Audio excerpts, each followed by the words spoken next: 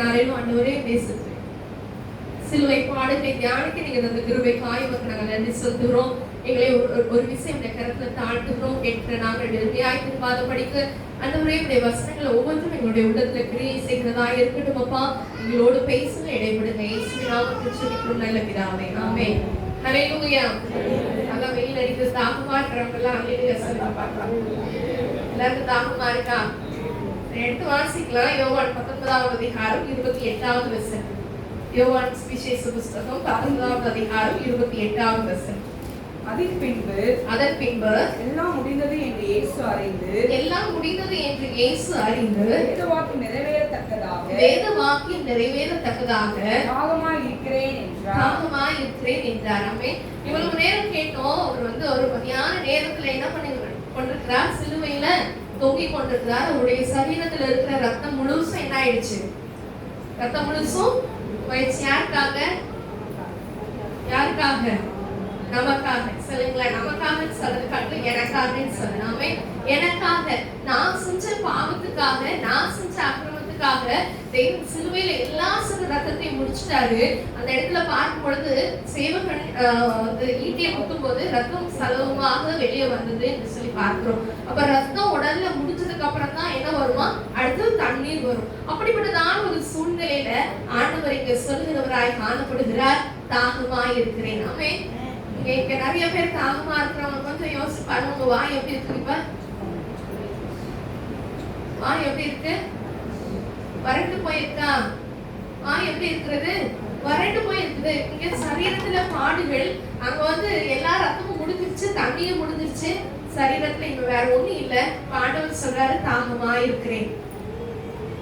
சங்கீத புத்தகம் 22வது அதிகாரத்துல பார்க்கப்படுகிறது. இந்த சிலுவை காட்சிகளை குறித்ததான ஒரு தீர்க்கதரிசன வசனங்கள் உள்ளது. தன்னுடைய வஸ்திரங்களை என்ன பண்ணாங்க? பங்கிட்டு கொண்டார்கள் என்று சொல்லி அந்த அதிகாரத்துல இருக்கிறது. அந்த அதிகாரத்துல மேல சொல்லப்பட்டிருக்கிறது. சங்கீதம் 22வது அதிகாரத்துல என் நாவு மேல்வாயோட ஒட்டி கொண்டிருக்கிறது. அப்படிப்பட்டதான ஒரு சூழ்நிலை. ஆண்டவருடைய நாவு இப்ப எப்படி இருக்குது? தாகத்துல ரொம்ப நம்ம இந்த கடைச்சி போய் நடந்து பார்க்கிறவங்களுக்கு அந்த வேதனை என்ன தெரியும். இப்ப அப்பப்ப ஒவ்வொரு சிப்ப எடுத்து குடிச்சிட்டு இருக்கவங்களுக்கு அந்த தாகத்தோட அருமை தெரியாது. அப்ப தண்ணியே இல்லாம டயட் இருக்கும் பொழுது தாகத்தோட அருமை எப்படி இருக்கிறது? ஐயோ ரொம்ப தாகமா இருக்கேன் அப்படின்னு சொல்லி எப்படி இருக்கும்? ஒரு வேதனை நிறைந்த ஒரு சூழ்நிலை. ஆண்டவர் இதுக்கு முன்பதாக தாகமா இருந்தாரா? வேதத்துல சிலுவைக்கு வருவதற்கு முன்பதாகவே ஒரு இடத்துல அவர் தாகமா இருக்கிறேன்னு சொல்லியிருப்பார். எடுத்து வாசிக்கலாம். யோவான் சுவிசேஷ புத்தகம் 4வது அதிகாரம் 6வது வசனத்தை வாசிப்போமா? அங்கே யாக்கோபுடைய கிணறு இருந்தது. இயேசு பிரயாணத்தினால் பிரயாணத்தினால் இளைப்படைந்திருக்கிறார். ஆமென் சொல்லுங்க பார்க்கலாம். பிரயாணத்தினால் இளைப்படைந்தவராய் அந்த கிணற்றின் அருகே உட்கார்ந்தார். ஏறக்குறைய 6ஆம் மணி வேளை. அப்பொழுது ஏறக்குறைய 6ஆம் மணி வேலையா இருக்குது. இப்போதான் கேட்டோம் நினைக்கிறேன். 6ஆம் மணி வேலைங்கிறது எந்த மணி வேலை? மதியானம் 12 மணி. அதே 6ஆம் மணி வேலை தான். யோசித்து பாருங்க. இந்த இடத்துல ஆண்டவர் இளைப்படைந்தவராய் அந்த கிணற்றுக்கிட்ட உட்கார்ந்து இருக்கிறாரு. அப்ப 8வது வசனத்தை வாசிக்கும் போது ஒரு சமாரிய ஸ்திரீ வருகிறதை பார்க்கிறார். இயேசு அவளை நோக்கி தாகத்துக்கு என்னதான்? தாகத்துக்கு தாண்டா சொல்லியிருக்கிறாமே. இங்க எல்லாரும் மறுபடியும் அந்த யோவான் சுவிசேஷ புத்தகம் 4வது அதிகாரம் 8வது வசனத்தை வாசிக்கும் போது அப்பொழுது சமாரியா நாட்டாளாகிய ஒரு ஸ்திரீ தண்ணீர் கொள்ள வந்தால் இயேசு அவளை நோக்கி தாகத்துக்கு தாய் என்றார். இன்னைக்கு ஆண்டவர் நம்மளை பார்த்து கேட்கிற காரியம் அதே 6ஆம் மணி வேலை தான். மத்தியான நேரம் 12 மணி நேரம் தான். ஆண்டவர் கேட்கிறார் தாகத்துக்கு அவர் இளைப்படைந்தவராய் இருக்கிறார். அவருடைய சீஷர்கள் எல்லாம் போஜன பதார்த்தங்களை கொண்டு வரணும்னு ஊருக்குள்ள போயிட்டாங்க. ஆனா ஆண்டவர் அந்த இடத்துல காத்திருக்கிறார். ஆண்டவருக்கு தெரியும் சமாரிய ஸ்திரீ இந்த இடத்துல வரப்போறார். இந்த சமாரிய ஸ்திரீயை பத்தி எல்லாருக்குமே தெரியும். அவருடைய வாழ்க்கை எப்படிப்பட்ட ஒரு வாழ்க்கை? பாவம் நிறைந்த ஒரு வாழ்க்கை. அவருக்கு 5 புருஷர்கள் இருந்தாங்க. இப்ப இருக்கிறவன் உனக்கு புருஷன் இல்ல அப்படின்னு சொல்லி ஆண்டவர் அவரை குறித்து சொல்லுகிறதை நம்ம பார்க்கிறோம். அப்ப இந்த சமாரிய ஸ்திரீ எப்படிப்பட்டவள் சொல்லுங்களேன். அவளுக்கு தேவை ரட்சி. அவளுக்கு என்ன தேவை? ரட்சிப்பு. ஆண்டவர் இங்க இடைப்படைந்தவராக இருக்கிறார். அவருக்கு தேவை தண்ணி. ஆனா ஆண்டவர் கேட்கிறார் பண்ணுகிறார். உடனே சமாரியா ஸ்திரீ சொல்லுகிறார், ஆண்டவரே நீங்க யூதரா இருக்கும்போது என்னது எங்க கிட்ட சமாரியா கிட்ட எங்க கிட்ட வந்து என்ன பண்ணலாம், வாங்கி என்ன பண்ணக்கூடாது, அவங்க கிட்ட வாங்கி, ஏன்னா அந்த யூதர்களுக்கு சமாரியர்கள் எப்படி ஒரு அந்நியர்கள் அவர்களோட சம்பந்தம் வச்சுக்க மாட்டாங்க. அப்படிப்பட்டதான் ஒரு ஒதுக்கப்பட்ட ஒரு சூழ்நிலை. ஆமென். அவருடைய வாழ்க்கை அப்படிப்பட்டதா இருக்குதான ஆண்டவர் தேடி வருகிறார். அடுத்தது படிக்கும் பொழுது 10வது வசனத்துல இயேசு அவளுக்கு பிரதியுத்தரமாக, நீ தேவனுடைய ஈவையும் தாகத்துக்கு தா என்று உன்னிடத்தில் கேட்கிறவர் இன்னார் என்பதையும் அறிந்திருந்தார். நீயே அவரிடத்தில் கேட்டிருப்பாய். அப்ப வந்து ஆண்டவர் யாருன்னு சொல்லி யாருக்கு தெரியல, இன்னும் இயேசு கிறிஸ்து யாருன்னு சொல்லி இந்த சமாரியா ஸ்திரீக்கு தெரியல. ஆண்டவர் தாகத்துக்கு தான் கேட்கிறாரு. அவர் வந்து உண்மையா இயேசு கிறிஸ்துன்னு சொல்லி இந்த சமாரியா ஸ்திரீக்கு தெரிஞ்சிருந்தா, நீ என்கிட்ட கேட்டிருப்ப, நான் ஜீவ தண்ணீரை கொடுத்திருப்பேன்னு சொல்லி ஆண்டவர் சொல்லுகிறவராய் நம்ம இந்த வேத பகுதியில வாசிக்கிறோம். அப்படியானா ஆண்டவர் இந்த தண்ணி தாகத்துக்காக கேட்கல, அவருக்குள்ள இருந்தது என்னது, ஒரு பாவம் நிறைந்த ஸ்திரீயினுடைய வாழ்க்கையில தேவன் ஒரு மாற்றத்தை கொண்டு வரணும்னு சொல்லி ஆண்டவர் என்ன பண்ணுகிறார், விரும்புகிறவராய் காணப்படுகிறார். இன்னைக்கு ஆண்டவர் நம்மளை பார்த்து கேட்கிறார். நீதிமொழிகள் 23வது அதிகாரம் 26வது வசனத்தை எடுத்து வாசிப்போமா? எல்லாம் உற்சாகமா இருக்கீங்களா? எடுத்து வாசிக்கலாம். நீதிமொழிகள் 23வது அதிகாரம் 26வது வசனம். என் மகனே உன் இருதயத்தை எனக்கு தா. இப்ப ஆண்டவர் என்னை உங்களை பார்த்து கேட்கிற ஒரே வார்த்தை, என் மகனே என் மகளே உன் இருதயத்தை எனக்கு தா. அவர் இந்த உயிரோடு இருந்த நாட்கள்ல தாகமா இருக்கிறேன் என்று சொல்லி சிலுவையில தொங்கிக் கொண்டிருக்கும் பொழுது ஆண்டவர் சொன்னாரு, அவர் வாழ்ந்த போது தாகத்துக்கு தான் சொல்லி கேட்டாரு. இன்னைக்கு ஆண்டவர் என்னை உங்களையும் பார்க்க எனக்கு தாகமா இருக்கிறது, உன்னுடைய ஆத்மா அழிந்து போயிடாதபடிக்கு எனக்குள்ள என்ன இருக்கு, உன்னுடைய ஆத்மாவை குறித்ததான ஒரு தாகம் உண்டாயிருக்கும். இருதயத்தை எனக்கு எத்தனை பேர் கொடுக்க ஆயத்தமா இருக்கிறோம்? இல்ல இந்த சமாரியா ஸ்திரீ கேட்டுக்கொண்டே இருந்தது போல, ஆண்டவரே நீர் எங்களோட கலந்து கொள்ள கூடாதே, நீங்க யூதரே நான் சமாரியாவே அப்படின்னு சொன்னது போல, ஆண்டவரே நான் பாவி, நான் இதற்கு தகுதி இல்ல இல்ல இல்லன்னு சொல்லி இன்னும் ஆண்டவரை விட்டு தூரம் ஓடி கொண்டிருக்கிறோமா? நான் பாவின்னு சொல்லிட்டே இருக்கலாம். ஆனா ஆண்டவர் பாவியை நேசிக்கிற தேவன், அவர் பாவத்தை வெறுக்கிறவர், ஆனா பாவியை நேசிக்கிற தேவன். ஆமென் சொல்லுங்க பார்க்கலாம். இன்னைக்கு பாவம் நிறைந்த நம்மளுடைய இருதயத்தை ஆண்டவர் கரத்துல நம்ம கொடுக்கும் போது ஆண்டவரை மாற்றும்படி வல்லமை உள்ளவராய் இருக்கிறார். எடுத்து மீண்டுமாய் வாசிக்கலாம். யோவான் சுவிசேஷ புத்தகம் 4வது அதிகாரம் 10வது வசனத்தை. இயேசு அவளுக்கு பிரதியுத்தரமாக தேவனுடைய ஈவையும் தாகத்துக்கு தாய் என்று உன்னிடத்தில் கேட்கிறவர் இன்னார் என்பதை அறிந்திருந்தாயானால் நீயே அவரிடத்தில் கேட்டிருப்பாய். அவருடைய ஜீவ தண்ணீரை கொடுத்திருப்பார். அதை குடிக்கிறவனுக்கு தாகம் வராது. அவர் என்ன நித்தியமா பிழைத்திருப்பான் என்று சொல்லி வேதம் சொல்லுகிறது. அது ஒரு ஜீவ தண்ணீர். ஆமென். அப்ப ஆண்டவர் என்ன சொல்றாரு, இன்னைக்கு உங்களுக்கு தெரியுமா, இருதயத்தை தான் கேட்கறது யாரு உங்களுக்கு தெரியுதா? தெரியுதுன்னு சொல்றவங்கள ஒரு ஆமென் சொல்லுங்க பார்க்கலாம். அன்னைக்கு சமாரியா ஸ்திரீக்கு தெரியலன்றத ஆண்டவர் மென்ஷன் பண்றாரு. இன்னைக்கு ஆண்டு இவ்வளவு நேரமாய் சிலுவை பாடுகளை தியானித்த நமக்கு தெரியுதா இல்லையா? உன் இருதயத்தை தான் சொல்லி கேட்கறது யாரு? ஏசப்பா. அவர் சாதாரணமா சும்மா நினைச்சு கேட்கிறாரா? விலை கிரயமாய் ரத்தத்தை சிந்தியிருக்கிறார். ஆமென் சொல்லுங்களேன்.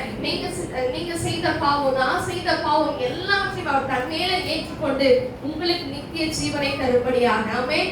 ஒருவராகிலும் கெட்டு போவது கர்த்தருடைய சித்தமே இல்லை. ஆமென் சொல்லுங்க பார்க்கலாம். இன்னைக்கு நீங்களும் நானும் நித்திய ஜீவனை சுதந்தரிக்கும்படியாக நம்ம போன வாரத்துல கேட்டோம்னு நினைக்கிற பரலோகத்துல ஆண்டவர் நம்மளை இமேஜின் பண்ணியே தான் அந்த பரலோகத்தை என்ன பண்ணி வச்சிருக்கிறாரா, உருவாக்கி வச்சிருக்கிறாரு. அப்ப இன்னைக்கு எனக்கு உங்களுக்கு பரலோகத்துல ஆண்டவர் இடம் உண்டாக்கி வச்சிருக்கிறாரு. ஆனா ஆண்டவர் இப்ப தாகமா இருக்கிறார். ஆண்டவருடைய தாகத்துக்கு நம்ம என்ன பண்ணணும்? தாகத்துக்கு என்ன தரணும்? தனிய தரணும். இருதயத்தை நம்ம தருகிறவர்களாய் காணப்படணும். அதே யோவான் 4வது அதிகாரம் 19வது அதிகாரத்துல 29வது வசனம் படிப்போமா? அப்பொழுது யூதருடைய பிரதான ஆசாரியர், யோவான் 19வது அதிகாரம் 29, அவர் தாகமாய் இருக்கிறேன் என்றார். காடி நிறைந்த பாத்திரம் அங்கே வைக்கப்பட்டிருந்தது. அவர்கள் கடற்காலானை காடியிலே தோய்த்து ஈசோப்பின் தண்ணில் மாற்றி ஈசோப்பு தட்டில் மாட்டி அவர் அவர் வாயினிடத்தில் நீட்டி கொடுத்தார்கள். இயேசு காடியை வாங்கின பின்பு முடிந்ததுன்னு சொல்லி தலையை சாய்த்து ஆவியை ஒப்பு கொடுத்தார். இங்க வந்து காடி நிறைந்த ஒரு பாத்திரம். காடி எதை குறிக்கிறது? கசப்பை குறிக்கிறது. ஆமென் சொல்லுங்க பார்க்கலாம். இப்ப அந்த கசப்பு நிறைந்த ஒரு பாத்திரம், இன்னைக்கு ஆண்டவர் என்னுடைய பாத்திரத்தையும் என்னோட இருதயத்தையும் உங்களுடைய இருதயத்தையும் ஒரு பாத்திரமாய் நினைக்கிறார். அது எப்படிப்பட்டதா இருக்கிறது? கசப்பாய் இருக்கிறது. இன்னைக்கு நம்மளுடைய இருதயம் வந்து மகா கேடுள்ளதும் திருப்புள்ளதுமாய் இருக்கிறது. ஆண்டவர் அதுதான் கேட்கிறார். ஆமென் சொல்லுங்க பார்க்கலாம். அதை வாங்கினதுக்கு அப்புறம் தான் முடிந்ததுன்னு சொல்லி ஆவியை ஒப்பு கொடுக்கிறவராய் காணப்படுகிறார். அப்ப இந்த இருதயத்தை ஆண்டவரே பாவியான இருதயம், இந்த இருதயத்தை வச்சு நீங்க என்ன பண்ண போறீங்க நம்ம கேட்கக்கூடாது. இந்த பாவம் நிறைந்த இருதயத்தை ஆண்டவர் கரத்துல நம்ம ஒப்பு கொடுக்கும் பொழுது எடுத்து வாசிக்கலாம். யோவான் 4வது அதிகாரம் 13வது வசனம் 14வது வசனம். இயேசு அவளுக்கு பிரதியுத்தரமாக தண்ணீரை குடிக்கிறவனுக்கு மறுபடியும் தாகம் உண்டாகும். நான் கொடுக்கும் தண்ணீரை குடிக்கிறவனுக்கோ ஒரு காலம் தாகம் உண்டாகாது. நான் அவனுக்கு கொடுக்கும் தண்ணீர் அவனுக்குள்ளே நித்திய ஜீவகாலமாய் ஊறுகிற நீரூற்றாய். அவனுக்குள்ளே நித்திய ஜீவகாலமாய் ஊறுகிற நீரூற்றாக. நம்ம இருதயம் எப்படிப்பட்டதா இருக்கிறது? நித்திய ஜீவகாலமாய் ஊறுகிற ஒரு நீரூற்றாக. என்னது நீரூற்றுனாவே எப்படி? தோண்ட ஊறிக்கிட்டே இருக்கும். அப்ப கர்த்தருடைய சமூகத்துல என்னோட இருதயத்தை நான் ஆண்டவர் கிட்ட கொடுக்கும் பொழுது அவர் இருதயத்துல இருக்க கசப்புகளை எல்லாம் என்ன பண்ணுகிறாரா? மாற்றுகிறார். நம்ம இருதயத்துல இருக்கிற காயங்களை கட்டுகிற தேவன் நம்ம இருதயத்துல இருக்கக்கூடிய எல்லா பாரங்களையும் அவர் சிலுவையில சுமந்து கொண்டாரு. அவர் நம்ம அந்த பாரத்துக்கு பதிலாக என்ன தருகிறாரா? ஜீவ தண்ணீர் தருகிறாருங்க. நித்திய ஜீவகாலமாய் ஊறுகிற நீரூற்றை தருகிறார். ஆமென் சொல்லுங்களேன். இப்ப இருதயத்துல ஆண்டவர் என்ன வைத்திருக்கிறாரு சொல்லுங்களேன்? இருதயத்துல நித்திய ஜீவகாலமா வச்சிருக்கிற ஜீவ ஊற்றை வைத்திருக்கிறார். ஆமென் சொல்லுங்க பார்க்கலாம். அடுத்து அதே யோவான் சுவிசேஷ புத்தகம் 7வது அதிகாரம் 37வது வசனம் 38வது வசனத்தை வாசிப்போமா? பண்டிகையின் கடைசி நாளாகிய பிரதான நாளிலே இயேசு நின்று சத்தமிட்டு, ஒருவன் தாகமாய் இருந்தால் என்னிடத்தில் வந்து பானம் பண்ண கடவன். வேதவாக்கியம் சொல்லுகிறபடி என்னிடத்தில் விசுவாசமாய் இருக்கிறவன் எவனோ அவன் உள்ளத்திலிருந்து ஜீவ தண்ணீருள்ள நதிகள் ஓடும் என்றார். என்னிடத்தில் விசுவாசமாய் இருக்கிறவன் எவனோ அவன் உள்ளத்திலிருந்து ஜீவ தண்ணீருள்ள நதிகள் ஓடும். ஆமென் சொல்லுங்க பார்க்கலாம். அப்ப இன்னைக்கு ஆண்டவருடைய சமூகத்துல ஆண்டவர் எனக்காக தான் மரிச்சாரு, ஆண்டவர் ஏன் பாடுகளை தான் சுமந்தாரு, அவரை போல அளவுள்ள தேவன் இல்லை என்று சொல்லி வேதம் சொல்லுகிறது. ஆனா என் பாவங்கள் எல்லாம் என்னைக்கு ஆண்டவர் மேல சுமக்கப்பட்டதோ அவர் அசட்டை பண்ணப்பட்டவராய் காணப்பட்டார். ஆமென் சொல்லுங்களேன். அதை விசுவாசித்தோம்னா நம்ம உள்ளத்திலிருந்து என்ன ஓடுமா? ஜீவ தண்ணீர் உள்ள நதிகளோடு. முதலாவது பார்த்தோம் ஜீவ தண்ணீரை கொடுப்பாரு. அடுத்தது நம்ம உள்ளத்துல என்ன இருக்கும்? ஜீவ நீரூற்று இருக்கும். இந்த இடத்துல உள்ளத்திலிருந்து ஓடுகிற ஜீவ தண்ணீர் உள்ள நதிகள். அப்ப நம்ம கர்த்தருடைய சமூகத்துல அவருடைய கரத்துல நம்ம இருதயத்தை ஒப்பு கொடுக்கும் போது நம்ம கொண்டு ஆண்டவர் என்ன பண்ணுவாரா? சொல்லுங்களேன். இந்த ஜீவ தண்ணீர் உள்ள நதிகள் ஓடும் பொழுது நம்மளை பார்க்கிறவங்க மற்றவங்க என்ன பண்ணுவாங்க? கர்த்தரை நோக்கி ஓடி வருவாங்க. அந்த ஆத்தும தாகத்தை நாம என்ன பண்ணுவோம்? தீர்க்கிறவர்களாய் காணப்படுவோம். நாம எப்படிப்பட்டவங்களா இருக்கணும்? மற்றவருடைய தாகத்தை தீர்க்கிறவர்களாய் காணப்படணும். அப்ப ஆண்டவருடைய தாகம் எப்படிப்பட்டதா இருந்தது? ஒரு ஆத்தும தாகமாய் இருந்தது. அந்த தாகத்துக்கு நம்ம இருதயத்தை நம்ம ஆண்டவர் கரத்துல ஒப்பு கொடுக்கும் போது அவர் என்ன பண்றாரா? எல்லாரோட தாகத்தையும் தீர்ப்பதற்கு ஏற்ற மாதிரி ஜீவ தண்ணீர் உள்ள நதிகள் ஓடக்கூடிய இருதயமாய் ஆண்டவர் மாற்றுவார். உள்ளத்தை என்ன பண்ணுவாரா? புதிதான ஆவியுடையவர்கள் ஆகும்படியாக ஆண்டவர் அப்படியாய் நம்மை மாற்றுவார். ஆமென் சொல்லுங்க பார்க்கலாம். இன்னைக்கு எத்தனை பேர் ஆயுதமா இருக்கீங்க? இயேசுவா என் இருதயத்தை என்ன பண்ண போறேன்? உங்களுக்கு தரப்போறேன். யோவான் 4வது அதிகாரத்துல வாசிக்கும் பொழுது அவர் இலை படைத்தவராய் காணப்பட்டாரு. சமாரியா ஸ்திரீகிட்ட எல்லாம் பேசி முடிச்சாரு. இப்பதான் சீஷர்கள் வர்றாங்க.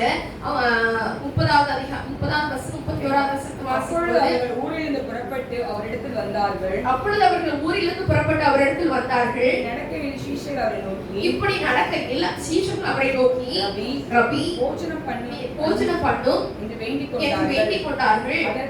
அதற்கு அவர் நான் புசிப்பதற்கு அறியாத ஒரு போஜனம் எனக்கு உண்டு. நீங்கள் அறியாத ஒரு போஜனம் எனக்கு உண்டு. அப்ப நம்ம நினைக்கிற மாதிரி ஆண்டவர் சிலுவையில தொங்கும் பொழுது அவருக்கு இருந்த தாகம் ஒரு தண்ணீர் தாகம் இல்ல. நாம் அறியாத, நீங்க அறியாத ஒரு போஜனம் இருக்கு. அப்ப நம்ம அறியாத சாதாரண ஒரு ஜனங்களால் அறியப்பட முடியாத ஒரு தாகம் அவருக்கு சிலுவையில ஏற்பட்டது. ஆமென் சொல்லுங்க பார்க்கலாம். ஆனா இன்னைக்கு நானும் நீங்களும் இயேசு கிறிஸ்துவை ஏற்கனவே அறிந்திருக்கிறோம். அந்த தாகம் எப்படிப்பட்ட தாகம்னு சொல்லி என்ன பண்ணியிருக்கிறோம், அறிந்து கொண்டோமா? அது எப்படிப்பட்டதான ஒரு தாகம், ஒரு ஆத்தும தாகம். அந்த தாகத்தை அறிந்து கொண்ட நாம அடுத்த வசனத்தை படிக்கும் பொழுது 34வது வசனம், இயேசுவர்களை நோக்கி நான் என்னை அனுப்பினவருடைய சித்தத்தின்படி செய்து கிரியையை முடிப்பதே அவருடைய கிரியை முடிப்பதே என்னுடைய போஜனமாய் இருக்கிறது. அப்ப கர்த்தருடைய சித்தத்தை செய்து அவருடைய கிரியைகளை முடிக்கிறது தான் அவருடைய போஜனம். அந்த தாகத்தை தீர்க்கிறதுக்கு தான் ஆண்டவர் இன்னைக்கு என்னையும் உங்களையும் தேர்ந்தெடுத்திருக்கிறார். ஆமென் சொல்லுங்க பார்க்கலாம். ஆண்டவர் சாதாரணமாய் நம்மளை அழைக்கிற ஆண்டவர் அல்ல, அவர் மற்ற ஜனங்களில் இருந்து வேறு பிரித்து எடுத்திருக்கிற ஆண்டவர் என்னையும் உங்களையும் அழைத்து அறிந்திருக்கிறார் என்று சொன்னா இருதயத்தை கேட்கிறார். எதற்கு தெரியுமா? அந்த இருதயத்தை ஆண்டவர் எதற்காக பயன்படுத்த போகிறார்? அவருடைய தாகத்தை தீர்ப்பதற்காக. ஆமென் சொல்லுங்க. இன்னைக்கு நானும் நீங்களும் எதற்காக அழைக்கப்பட்டிருக்கிறோம்? கர்த்தருடைய தாகத்தை தீர்ப்பதற்காக. இயேசுவா இந்த உலகத்துக்கு வந்தது எந்த நோக்கமோ அந்த நோக்கத்தை தீர்ப்பதற்காக. அவர் அதற்கு எல்லாத்தையும் என்ன பண்ணுவார்?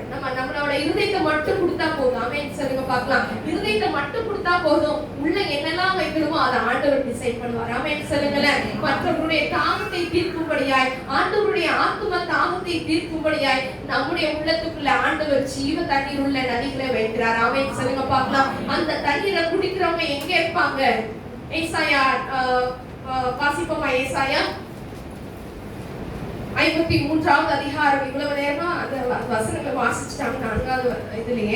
4வது வார்த்தையில மீண்டுமாய் வாசிப்போம். கர்த்தரோ அவரை நொறுக்க சித்தமாகி அவரை பாடுகளுக்கு உட்படுத்தினார். அவருடைய ஆத்துமா தன்னை குற்ற நிவாரண பலியாக ஒப்பு கொடுக்கும் போது அவர் குற்ற நிவாரண பலியாக ஒப்பு கொடுத்தார். அவர் எதற்காக நொறுக்க சித்தமானாரா? எல்லாம் நல்லா வாயில திறந்து சொல்லுங்க பார்க்கலாம்.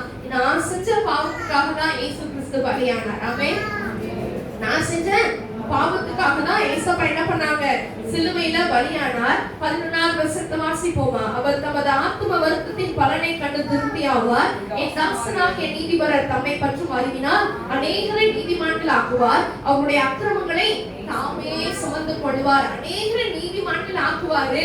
அவங்களோட அக்கிரமத்தை யார் சுமந்து கொள்வாங்களாம்? இன்னைக்கு என்னையும் உங்களை நீதிமான்கள் ஆக்கும்படி தெரிந்து கொண்ட ஆண்டவர் நம்முடைய அக்கிரமங்களை யாரு சுமந்து கொள்ள போறாங்க? ஏசப்பா சுமந்து கொள்ள போறாங்க. ஆமென். நாம சுமக்க வேண்டிய அவசியமே இல்ல, அவரே சுமந்துட்டார். ஆமென் சொல்லுங்க பார்க்கலாம். ஏசப்பா எனக்காக உங்களுக்காக சிலுவையை சுமந்தார். ஆமென். இன்னைக்கு நாம போகிற பாடுகள் ஒரு சாதாரண பாடுகள் கிடையாது அப்படின்னு நம்ம நினைச்சிருக்கோம்ல. என்னோட பாடு சாதாரண பாடல யாருக்கு வந்தாதான் தெரியும். அதை காட்டிலும் அதிகமான பாடுகளை சுமந்தவர் நம்முடைய ஆண்டவர். ஆமென். நம்முடைய பாடுகளை அவர் சிலுவையை சுமந்து கொண்டு போகிறார். 12வது வசனத்துல பார்க்கும் பொழுது அவர் தம்முடைய ஆத்மாவை மரணத்தில் ஊற்றி அக்கிரமக்காரரில் ஒருவராக எண்ணப்பட்டு அநேகருடைய பாவத்தை தாமே சுமந்து அக்கிரமக்காரருக்காக வேண்டிக் கொண்டது நிமித்தம் அநேகரை அவருக்காக பங்காக கொடுப்பேன். எல்லாரும் வாசிக்க பார்க்கலாம். ஏசாயா 53வது அதிகாரம் 12வது வசனத்துல அக்கிரமக்காரருக்காக வேண்டிக் கொண்டது நிமித்தம் அநேகரை அவருக்கு பங்காக கொடுப்பேன். அக்கிரமக்காரருக்காக வேண்டிக் கொண்டது நிமித்தம் அநேகரை அவருக்காக பங்காக கொடுப்பேன். இன்னைக்கு என்னை உங்களை ஆண்டவருக்கு பங்காக கொடுத்திருக்கிறார். விசுவாசிக்கிறவங்க ஆமென் சொல்லுங்க பார்க்கலாம். ஆமென் சொல்லுங்களேன். ஆண்டவர் இன்னைக்கு என்னை உங்களை பரலோக ராஜ்யத்தில் பங்காக வைத்திருக்கிறார். அவர் கேட்கிறது என்னது? இருதயத்தை எனக்கு தாம் வெளிப்படுத்தும் 3வது அதிகாரம் 20வது வசனத்தை வாசிக்கும் பொழுது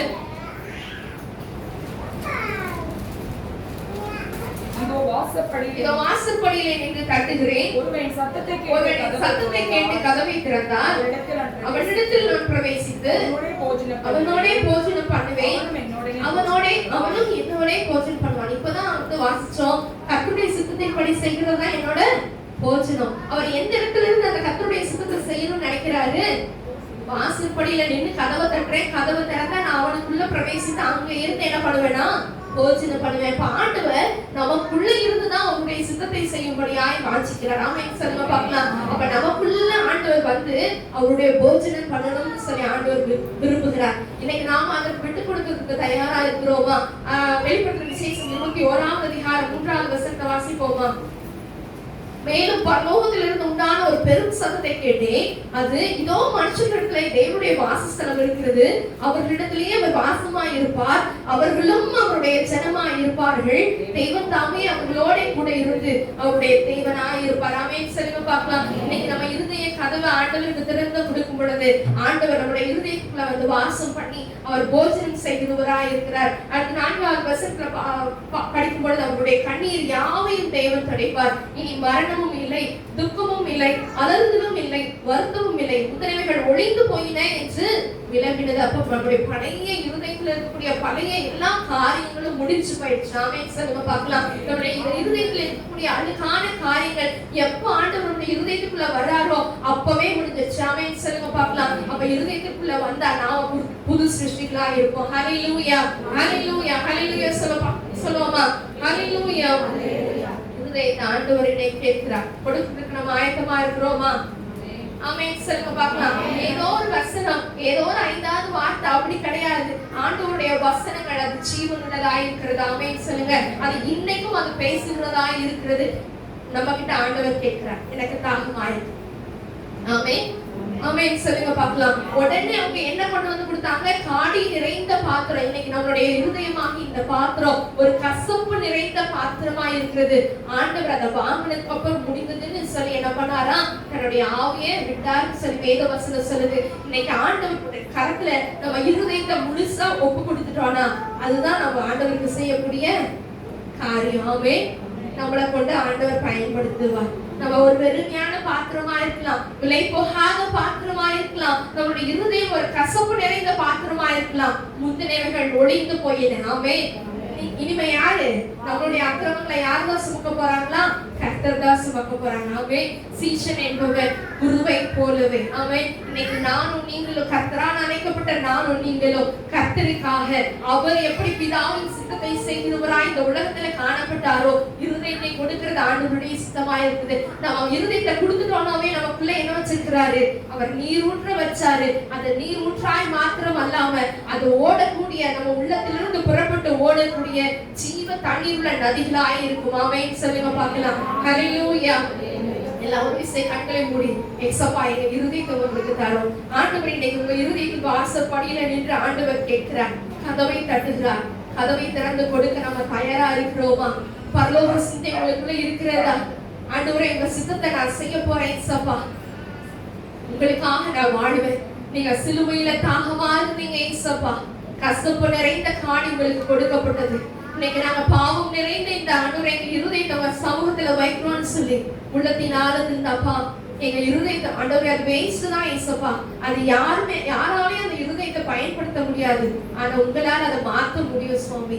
எங்க உள்ளத்துல இந்த ஜீவ தண்ணீர் உள்ள நதிகள் புறப்பட்டு வருவதற்கு நாங்க எங்களை ஒப்பு கொடுக்கிறோம் அப்பா. எங்களை நாங்க ஒப்பு கொடுக்கிறோம் சுவாமி. நாங்களும் உண்மை பின்பற்றுகிற சீஷனாய், உங்களுடைய ஆண்டவரே அருகிலே இருக்கிற சீஷனாய், ஆண்டவரே நீர் எங்களுடைய கதவை தட்டும் பொழுது உங்களுடைய சத்தத்தை கேட்கிற ஆட்டுக்குட்டிகளா எங்களை மாற்றுங்கப்பா. எங்க இருதயத்துக்குள்ள வாங்க, எங்களுக்குள்ள வாசம் பண்ணுங்க, எங்களுக்குள்ளே நீர் போஜனம் பண்ணுங்க ஏசப்பா. பிதாவின் சித்தத்தை செய்யத்தக்கதாய் எங்களுக்குள்ள அந்த ஜீவ தண்ணீர் உள்ள நதிகள் ஆண்டவரே பாய்ந்து செல்லட்டும் சுவாமி. சீஷனின்பவர் குருவை போலவே, சீஷனின்பவர் குருவை போலவே தனக்காய் வாழாமல் தன்னையும் தருவானே, தனக்காய் வாழாமல் தன்னையும் தருவானே. பரலோக சிந்தையை கொண்டு உமக்காய் பணி செய்வேன் நான் அனுதினமும். எல்லாரும் கரங்களை தட்டி பரலோக சிந்தையை கொண்டு உமக்காய் பணி செய்